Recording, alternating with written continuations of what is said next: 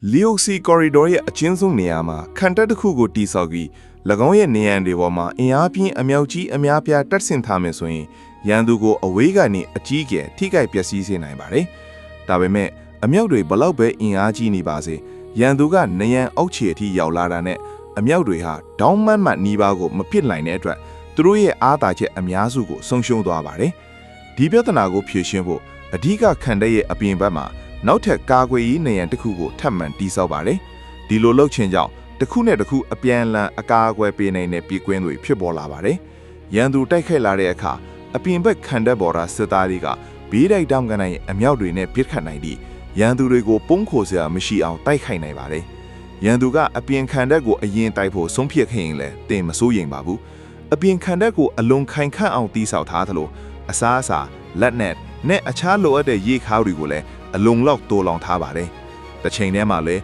အဓိကခံတပ်နဲ့လုံလောက်တဲ့အကွာအဝေးမှာရှိနေတဲ့အတွက်အမြောက်ပစ်ကူကိုအဆက်မပြတ်ရရှိနိုင်ပါတယ်။လိုအပ်လာရင်အဓိကခံတပ်ကစစ်ကူတွေလည်းဆေလွတ်နိုင်ပြီးအတွင်းအပြင်နှစ်ဖက်ညှက်တိုက်ခိုက်ကရန်သူကိုပိတ်မိစေနိုင်ပါတယ်။ဒီကာကွယ်ရေးစနစ်ကအလွန်ထိရောက်ပေမဲ့အားနည်းချက်တစ်ခုတော့ရှိပါတယ်။အဲ့ဒါကအဓိကဝင်ပေါက်တကားပါ။ရန်သူမှာလည်းအမြောက်တွေရှိနေမယ်ဆိုရင်အမြောက်ကြီးတစ်လုံးလဲနဲ့တစ်သားတကားကိုဖျက်ဆီးနိုင်ပြီးလင်းမြန်စွာထိုးဖောက်ဝင်ရောက်လာနိုင်ပါတယ်။ဒါကိုကာကွယ်ဖို့အထူးကဝင်ပေါက်ရှိမှာဘာဘီကန်နဲ့အတင်းဘတ်တကားတစ်ခုကိုထပ်မံတည်ဆောက်ပါတယ်။ဒီအပိုကာကွယ်ရေးတွေကအထူးကတကားကိုကာကွယ်ပေးုံထားမှာက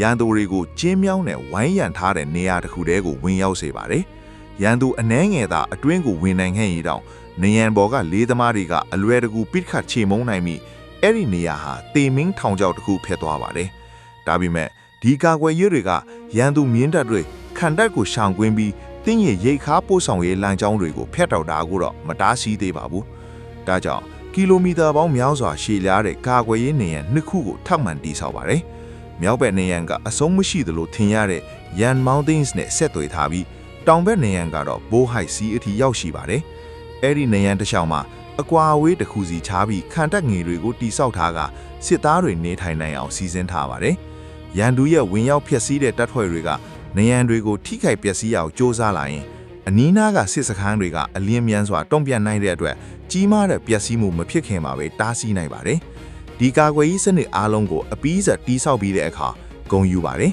။တင်ဟာကောင်းကင်အောက်ရဲ့ပထမဆုံးတောင်လန်းဝင်ပေါက်လို့နာမည်ကျော်ကြတဲ့ Shanghai Pass ကိုတီးဆောက်ပြီးဖြစ်ပါတယ်။သမိုင်းတခြားရန်သူတဦးတယောက်များက၎င်းကိုတိုက်ရိုက်ထိုးဆင်းနဲ့စိမ့်ပိုက်နိုင်ခဲ့ခြင်းမရှိပါဘူး။ဒီအန်အောစရာကာကွယ်ရေးစနစ်ကိုဖန်တီးဖို့ Ming Dynasty ဟာနှစ်ပေါင်း200ကျော်ကြာများပြားလာတဲ့လူအင်အားနဲ့အရင်အယူတွေကိုရင်းနှီးမြှုပ်နှံခဲ့ရပါတယ်။